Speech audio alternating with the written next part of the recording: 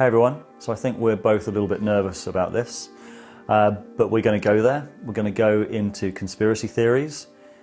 Even just saying that word, I know that some people react to it because they'll say that's just a way of dismissing alternative narratives. So we're not going to do that. We're going to really talk about it in the context of the crisis that we're going through right now. The thing that we're really interested in is why the levels of certainty on all sides. It was really interesting. We put out a film yesterday or a couple of days ago with Daniel Schmachtenberger about conspiracies. And I saw one of the first comments was, which side is Daniel on? And then 5 minutes later, oh, I'll keep watching, he's on. It's like, this is really interesting, but we can't make sense of things if we've got kind of an attachment to one side or the other. So what we're going to do in this film is talk to some of the people that we've had on the channel before and some new people. So John Vervaeke, who's a cognitive scientist and professor of psychology at Toronto, who looks at like how the brain works, why we fixate on certain things and ignore other things, like how our pattern recognition works. We're losing a lot of our connections. We're losing a lot of our identity around work. Our home, what we consider our home and where we're safe, is shrinking. And then at the same time, we're from our like even our scientific and political authorities, we're being told about this thing, which is like an Old Testament deity. It's ubiquitous, it's invisible, you don't know where and when it's going to strike, you don't know who to trust anymore, and look what it's demanding from us. It's demanding very strict purity codes. It's like we're suddenly back in, the early Iron Age. And and this is deeply baked into us, this way of thinking, purity codes and demonic forces. And also to Carl Miller, who is a researcher at Demos in the UK, has been looking at information warfare and conspiracy theory since about 2010. So you tweeted out something like, hey, my friend is basically a sane individual, never been into conspiracy theories before, but now won't shut up about, you name it, 5G, COVID, miracle cure, George Soros. So is your sense that this stuff is growing right now? Yeah, I mean, as a researcher, you always want to say things which you only have robust empirical evidence for, and we're still doing the research on it. But I think the evidence is now mounting that this is the single most pregnant moment for conspiracy theories probably in history. And also, we'll play some clips from Daniel Schmachtenberger, who we've had on the channel before. A lot of people have a strong bias towards wanting certainty. Recognizing how big of an infinity the unknowable is, everyone has to make very deep friends with uncertainty to not be mentally ill. That doesn't mean that they have to do the move that all there is uncertainty, nothing can possibly be known, which is also gibberish, because the fact that I can't know anything with perfect certainty doesn't mean that I can't know things with much higher relative certainty. I think the more we've been talking about this over the last few days, with quite a lot of energy because it's ramping up so much, the more it's felt like something that guests like Ian McGilchrist have said in the channel, and that we've said a lot as well, which is that very often it's not the what, it's the how. And so what feels important right now to me in this information ecology, which is just mad, crazy, there's narrative warfare, there's narratives flying around everywhere, there's information, there's misinformation, it's sometimes impossible to tell. I think the question we should be asking is, how do we arrive at truth? Not what truth should we be arriving at? I think part of what's important is for individuals to start having, for us all to start having our own discernment. Because the old gatekeepers of our information are no longer reliable, it means we have personal responsibility. What I don't see a lot of right now on any side of, let's say, what Peter Limberg has called the liminal war that's happening, the big information warfare, is an admission of uncertainty. It almost seems like this desperate, anxious urge to get away from uncertainty at any cost. So it's either there are no conspiracies, you're all mad, or there are conspiracies and this is what they definitely are.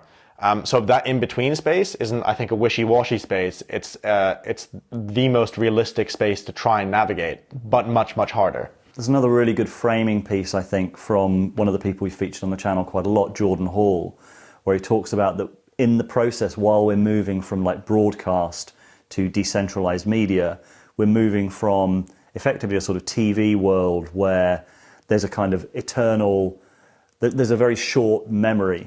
The main feature of the internet and of the digital media landscape, we're in a world of kind of eternal memory.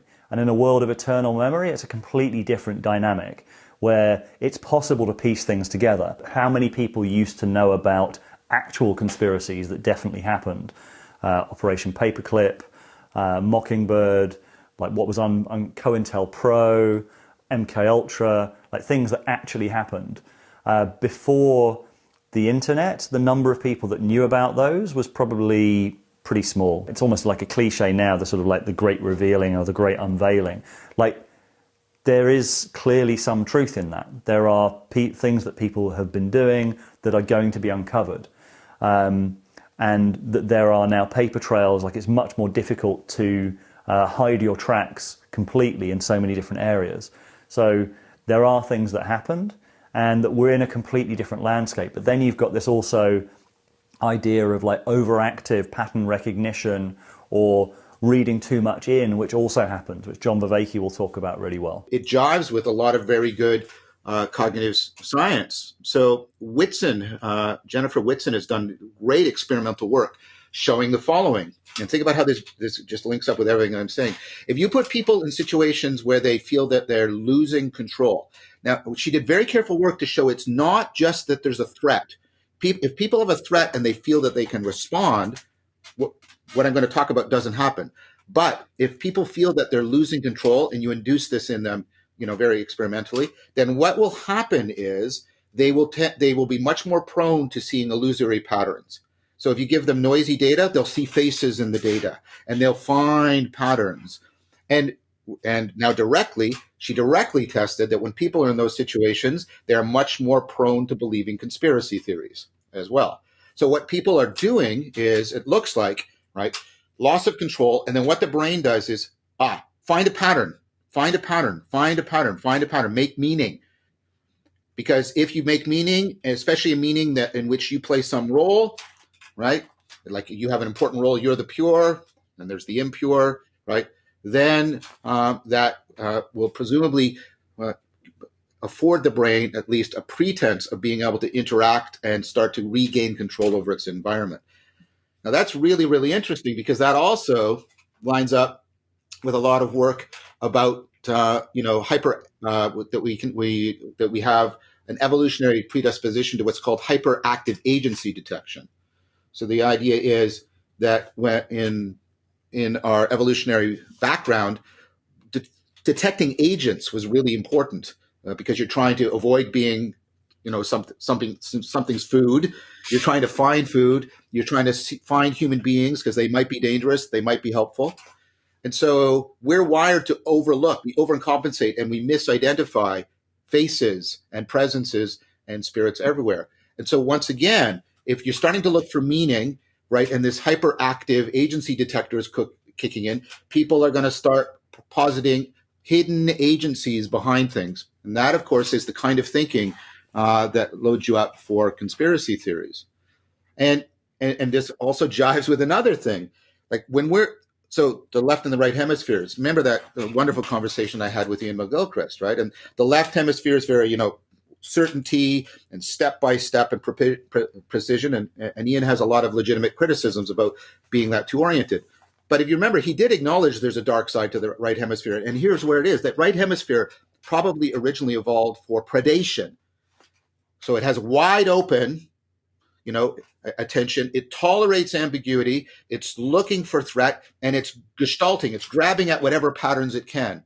So when we feel like we're being preyed upon, the right hemisphere gets very active, and it starts looking for hidden patterns. You see how all of these different adaptive features are all kicking in, and then we have a cultural milieu and an actual biological situation that is triggering a lot of this, like I say, mythopoetic thinking and ancient kind of biblical grammar.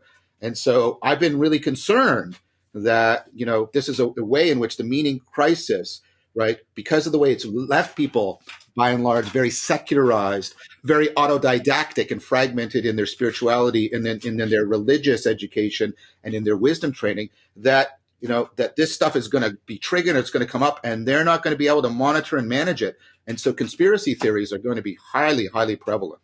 The brain prefers prediction over anything else, right? Explanation. So what happens is people get very focused on, this insight explains it all and makes sense and gives me how I can deal with this and how I can translate my anxiety into fear and who's the hated object and who's the villain. And what they do is that becomes super salient, and then they forget to counterbalance that with, yes, but was my theory generated by a lot of good independent lines of evidence? And this is the hallmark of irrationality. We get over fixated on how much we like the product of our cognition, and we don't pay any attention to the processing by which that emerged. And David, that is especially dangerous with mythopoetic thought, because we don't know where that thinking emerges, and it comes out of the unconscious, and we don't track it, and it presents itself as numinous to us. It's especially dangerous of this kind of plausibility bullshitting that we are liable to. I think something that's worth bearing in mind right now in the situation we're in this crisis is that we're not in a normal state as a culture, let's say. We're in some kind of strange altered state, and that has a huge psychological impact. And so I have a background in the psychedelic world, and that is really, and also other practices, and many of those practices are about experiencing an altered state.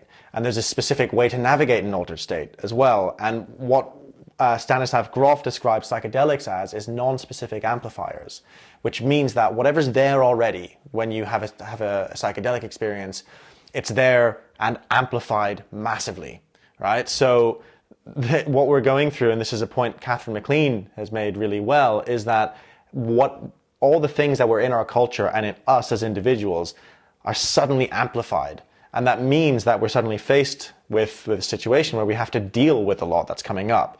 Catherine MacLean made the point really well that it's like, this is actually a time for us to look at all that stuff as it's coming up. It's sort of a time for facing our demons and our deepest hopes and fears. In fact, Zach Stein, who we had on recently, made a very similar point. We're in a kind of space between worlds, and what that means is that all of our imaginal, as you could say it, all of our imaginal potential, the things that we can imagine, is heightened, really, really heightened. That plays in a lot to the kind of ideas and the kind of possibilities that we can entertain. And that's something that happens during crises very often. And maybe it's even adaptive because we need new solutions. So there's a natural urge to consider things we've never considered before. So that really fits with something that Jules Evans, the philosopher and author, wrote, where he looked at kind of the communities that he's part of, like the sort of spiritual alternative communities, and seen kind of how a lot of sense making had been breaking down, and came up with this really good analogy between the two different ways of looking at the world. And there is some research that people who are prone to conspiracy theories score high in a personality trait called schizotypy, which is basically you're prone to unusual beliefs. And people who are drawn to spirituality also score highly in schizotypy. So those are some of the kind of possible personality trait overlaps. But I also thought that in a way, spirituality and conspiracy theories come from a similar kind of historical culture.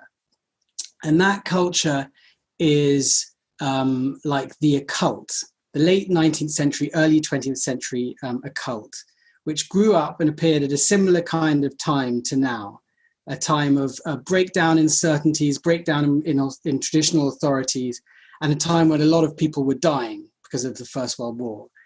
And it was a liminal time when all kinds of new ideas arose, including ideas around like the occult. And what you see in the occult is, I guess you could think of it as two different traditions or two different experiences. One is a kind of positive conspiracy, which you could define by a kind of sort of mystical experience, like everything is connected. I am connected to everything in the universe, and that's wonderful.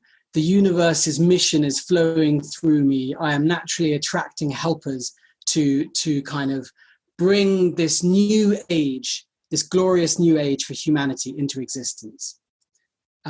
So you see lots of people in the occult in this kind of ecstatic globalism, I call it. People like H.G. Wells, or like theosophists, or in the New Age movement in the 70s and 80s, there was a book by Marilyn Ferguson called The Aquarian Conspiracy.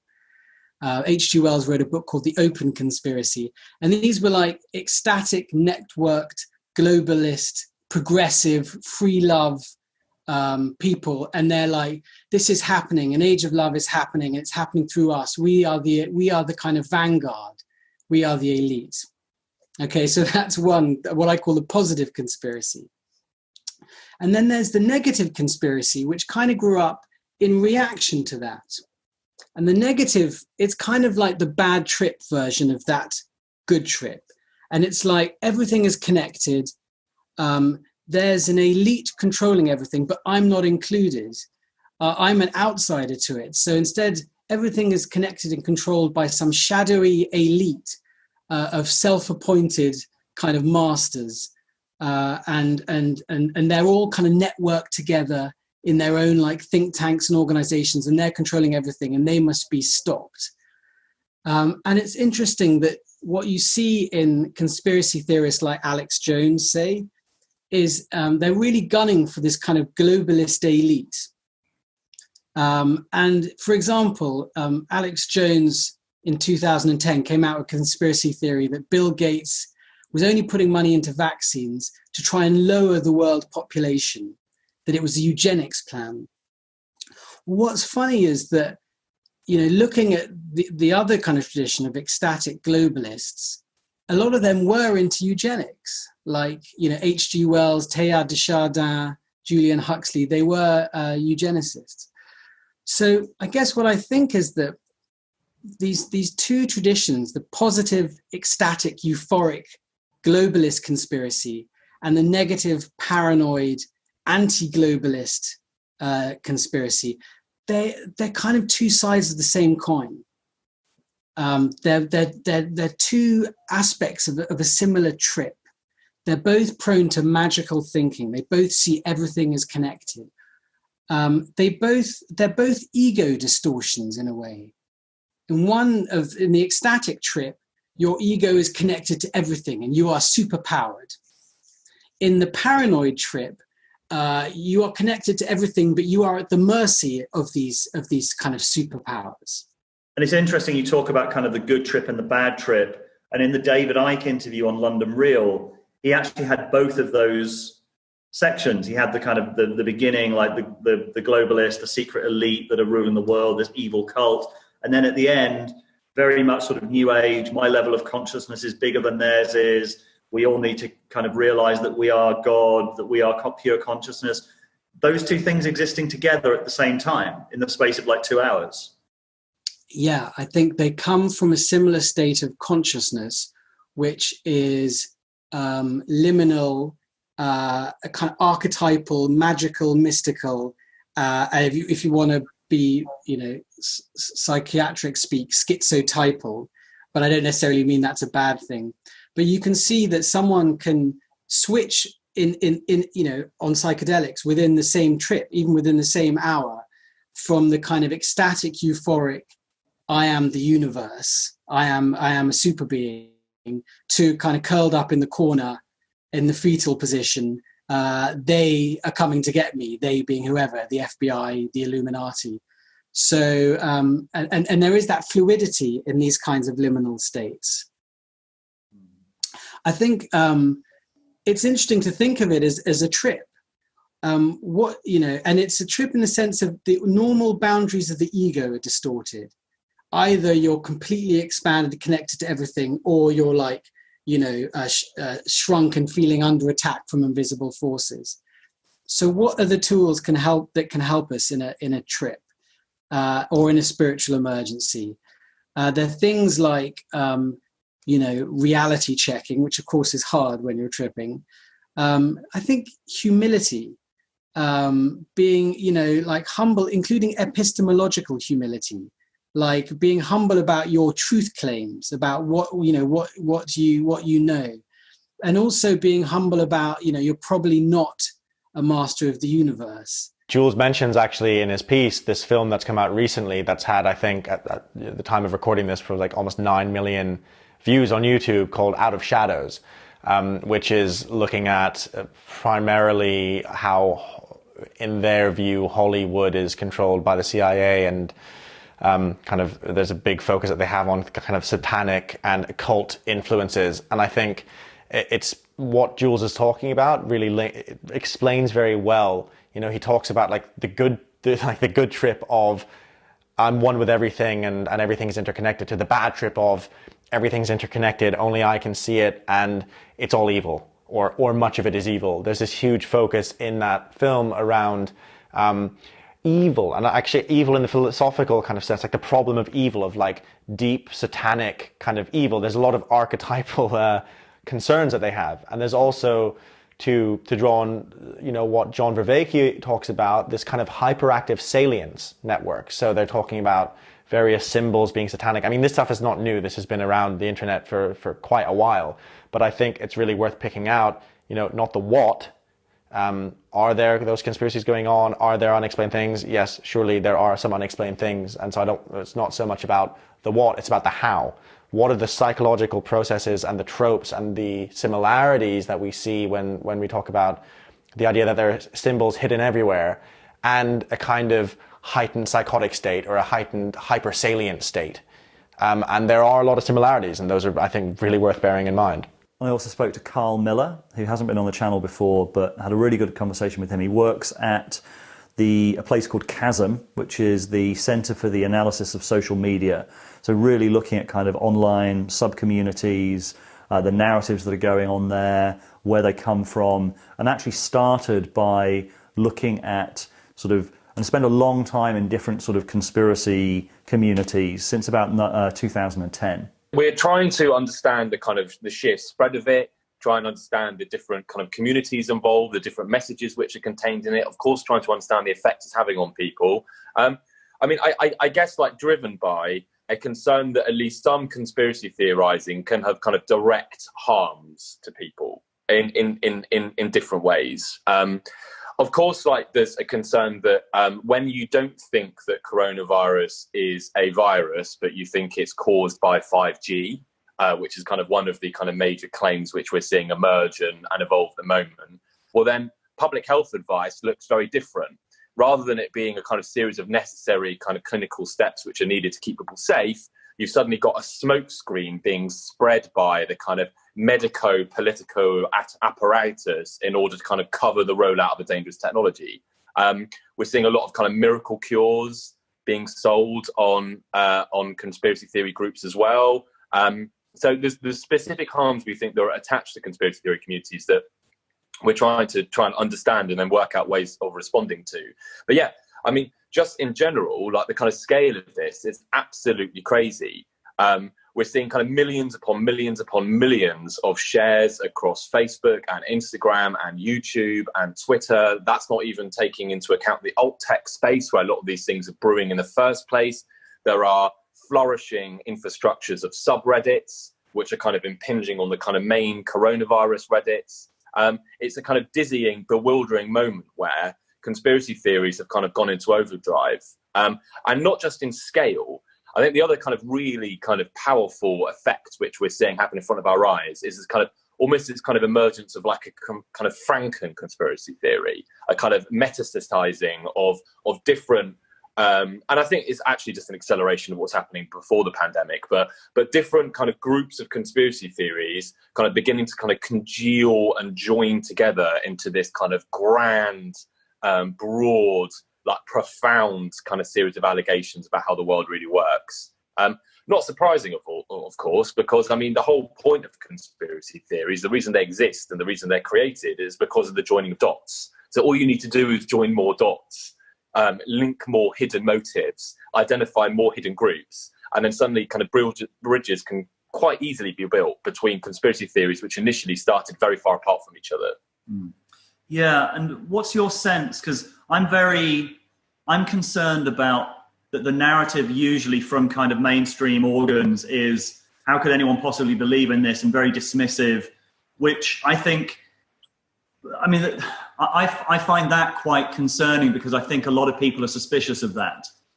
So how like, my sense is that actually the weak point in this is the level of conviction that people tend to bring to it, that actually the place to address it from is a place of more uncertainty, like grounded uncertainty, because a lot of it seems to have this kind of religious fervor. And then I do think there are some holes in a lot of mainstream narratives at times. So by saying, no, you've just got to trust the mainstream, isn't there a danger there? Yeah, so there's a lot of problems with simply reacting to this as the product of a series of crackpots. Firstly, like, the sheer scale of this, these are not just a few crackpots. These are millions of our fellow Britons across the country. The idea that people have to be kind of crazy or nuts to believe in conspiracy theories is the second problem. You know, this is kind of pathologizing it and trying to turn it into a mental illness, which kind of obviously sits kind of foursquare against a general kind of like urging that we all have on each other, which is to kind of be skeptical, independently minded citizens, and that we always need that within a democratic society. And also that there is in a world that's so unequal, that we're talking about kind of the 1% and the point of 1%, in some ways, metaphorically, it seems true that your life is beyond your control. It's being organized by people who have an enormous amount of power.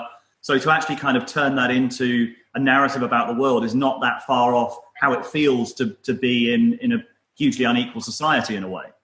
No, and I think actually the best kind of explanation that I have ever come across for conspiracy theorizing is that it is a ideological response to structural inequality.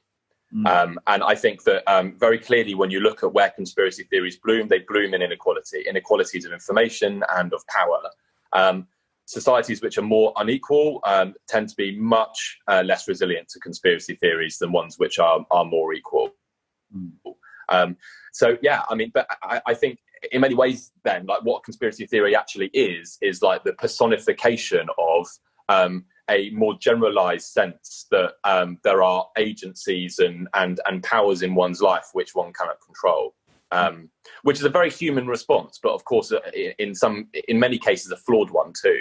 There's a few things that are becoming kind of viscerally clear to people right now, one of which is that there does seem to be a similarity between the spread of the virus and the spread of kind of viral misinformation. That sort of, it definitely feels similar. And also this sense that we're all publishers. Like, suddenly I think people are realizing we all have, and somehow, in some sense, I think we all need to learn some discernment. We all need to learn, do I share this? Do I check this out? Like, we're all publishers now. Like, everyone is a vector of potential transmission of misinformation to someone else. Right. I mean, it's no accident that we've long used epidemiological metaphors in trying to understand the internet. Yeah, virality being the best one, but definitely the idea that both information and behavior are infectious, you know, and they spread across networks, and we are vectors. These are all ideas which kind of academic studies have long used to understand how the internet really works. And as publishers, you know, I mean, and this is something that I guess we called for in Demos in 2012, but could never really managed to quite get on the national curriculum. We do have kind of digital citizenship requirements. We have responsibilities to one another, which, again, probably now more than ever, are easier to forget that we've got, and are easier to ignore. You know, it's exactly moments like this when we're kind of acting really fast. You know, we are acting quite impulsively online. We're probably spending more time online than we've had in the past. We're probably living in environments online which are quite unfamiliar to us. These are exactly the moments when we can find ourselves kind of spreading information to each other, which actually, if we were to pause and consider for a moment, we'd probably regard as being harmful. But very interestingly, you know, much as lots of people have been kind of contacting me to talk about a relative or a friend that's suddenly taken this kind of conspiratorial leap, they kind of like, as I talk to them about it, there's another thing which is very interesting, which becomes clear, which is that when they're challenged on the information, there's a common response, which is, I don't know if it's true or not. I just thought it was worth sharing. You know, the idea that there's more harm in not sharing a possible piece of true information than there is in sharing a possible piece of bad information. And that's a very, very common response, which lots of people have sent to me, which I think is probably a massive misconception with how information works and what information can do. Information is not simply liberating; it can also itself control and harm people. And probably the biggest flip. There's one kind of suggestion I would have, and it's to me as well as to everyone else, because I'm by no means a perfect representative of this, but we need to kind of view information diet as being a kind of diet. It has health consequences to us. It changes who we are. Where we spend our attention changes who we think we are, the identities we have, the relationships that we have. And we need to use it much, much more self-consciously and deliberately as we go about our increasingly online lives. This is one of the things that I find with regard to conspiracy, is I find that people have an aesthetic bias where anything they hear as a conspiracy, they either just kind of reject it up front. Oh, fucking tinfoil hat conspiracy theorists. They just auto reject it without studying it, even though history shows how much people have conspired, just meaning some people share info with each other to advance shared agendas without sharing it with the public and sharing some disinfo. You can go back to Sun Tzu and read about disinfo and how to do disinfo, right? Like, we've been doing that for thousands of years, pretty intelligently and coordinatedly. And so it's interesting how easy it is for people to reject something as, oh, that's dumb conspiracy thinking, when you actually study history. Then on the other hand, there are people who, if they hear any conspiracy, they assume it's probably true. And if they hear that anything came from a authoritative institution, they assume it's probably corrupt. And that's also completely silly, because if the groups were that corrupt, they would be overturned. So I see that same weird certainty on both the conspiracy theorists and the anti-conspiracy theorists. Like, there's this in-group thing where one is, it would be so bad for my in-group if I was part of the critical thinking anti-conspiracy camp and I started saying, you know, maybe there really is such and such, that there's pretty strong incentives other than just clear thinking against it. So yeah, a real focus for both Carl and John was that it's a mistake almost to like take on the beliefs themselves. It's not really about that. It's about how we come to those beliefs in the first place. I mean, what I see from a lot of the mainstream organs, like the media, is like, how can these people possibly believe this? This is just ridiculous. And that just seems very uncompassionate. That's not how you would react to someone in your family who was deluded. So how do we engage with people? It's not only uncompassionate. I'm going to be harsher, David. It's stupid. Because it's to maintain the very wrong framing. It's to point at the product and say, bad product, bad product, bad product, oh, bad product, and not acknowledge the power of this adaptive machinery. There's a reason why people are making use of this, because it's maladaptive. It's this powerful adaptive machinery. And just yelling at them, first of all, gets them even more strongly focused on the product and diverts them from possibly paying attention to the process. So it just exacerbates things. And then secondly, it's disingenuous because it's not paying attention to the reality of the power of this adaptive machinery. And it's engaging with what's called the fundamental attribution error. Instead of paying attention to the process and the context, you're just saying, oh, what a stupid person, right? And that is not the appropriate thing to do. So in fact, I would suggest not challenging people directly on their conspiracy.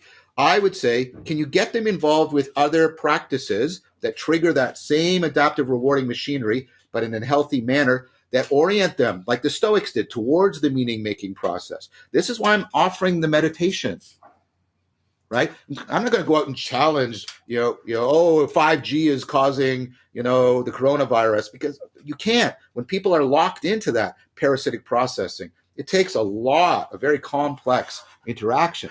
But instead, if I can say, well, you're under stress, and this sounds like I'm conning them, but I'm trying to be responsible. It's like, you're under stress. Come over here and learn to meditate, and learn to contemplate, and maybe learn to get into the flow state with doing some Tai Chi. And notice how these things orient you towards your processing, and then take it deeper. And then people start to get other kinds of insights that compete with the conspiracy insights, and they're insights of meaning making rather than maladaptive meaning projection.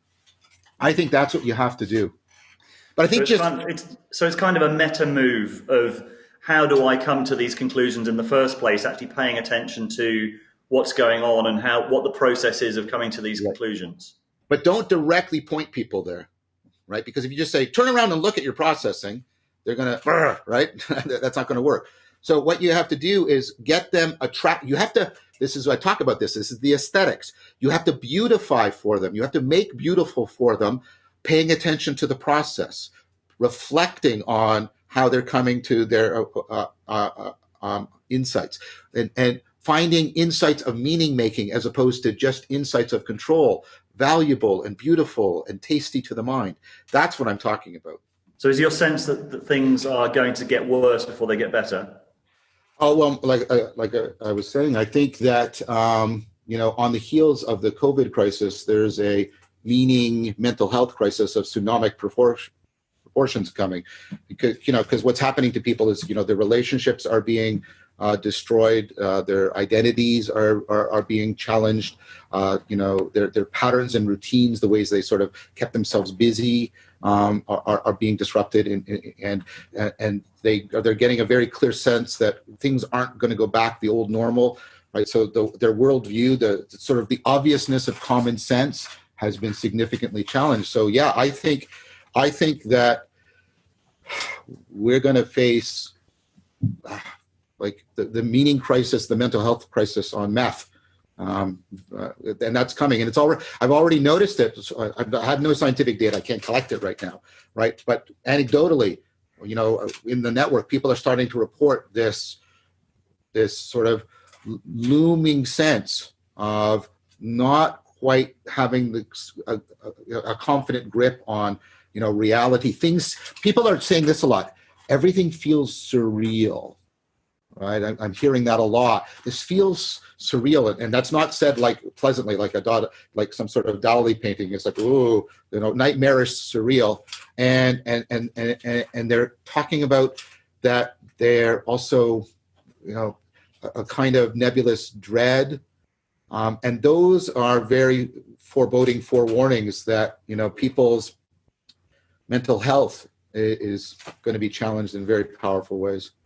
Yeah, and I think you're right that we're going to see more and more of this kind of thinking, because it feels a lot like when you read about accounts of plague times in London, and that was a real trigger for religious mania, for various different kinds of conspiracy theories of all different kinds.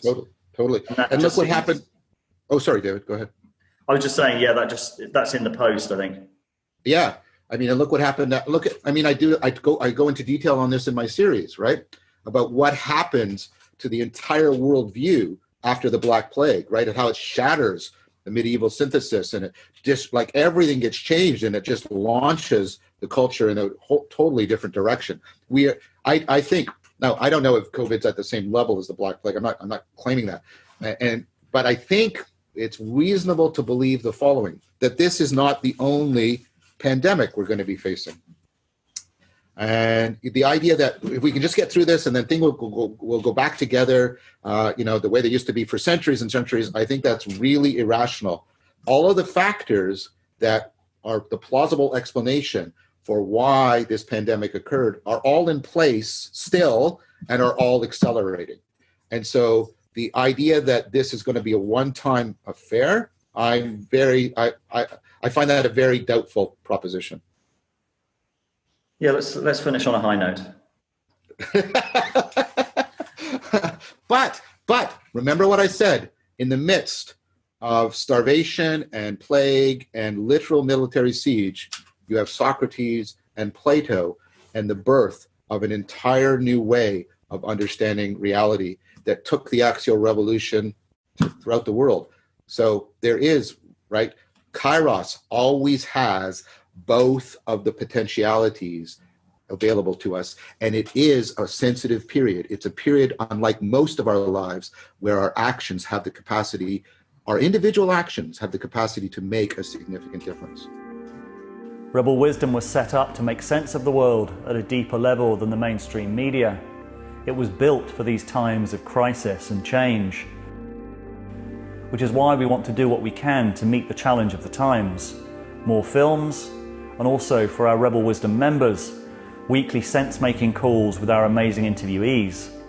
And also, we're introducing the Wisdom Gym, a place to practice some of the skills that we've talked about on the channel. Thanks for watching, and see you soon.